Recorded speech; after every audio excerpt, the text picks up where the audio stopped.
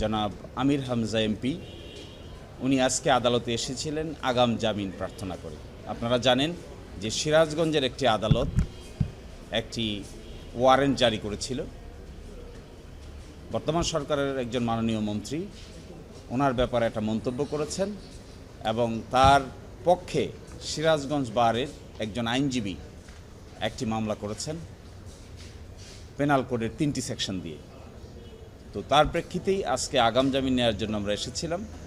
আদালত শুনানি করেছেন, করে আমাদেরকে আগাম জামিন দিয়েছেন 8 সপ্তাহ অথবা till conclusion of the trial, অথবা মামলা শেষ হওয়া পর্যন্ত, এবং একটি রুলও জারি করেছেন।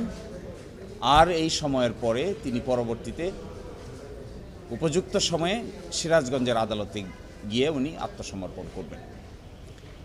তো এই আদেশটি আজকে পেয়েছেন এবং আমরা প্রত্যাশা করব যে এই আদেশটি আমরা আজকে একটি আইনজীবী সার্টিফিকেট দিয়ে দিচ্ছি ওনাকে। উনি আজকেও সংসদে অংশগ্রহণ করবেন, গতকালকেও সংসদে অংশগ্রহণ করেছেন।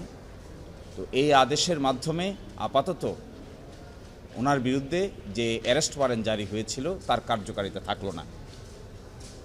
ফলশ্রুতিতে পরবর্তীতে আদালতের আদেশ কমিউনিকেট হয়ে যাওয়ার পরে সংশ্লিষ্ট আদালত সিরাজগঞ্জে আমরা কবে যাব, কিভাবে যাব, এটা পরবর্তীতে আপনাদেরকে উপযুক্ত সময়ে জানানো হবে।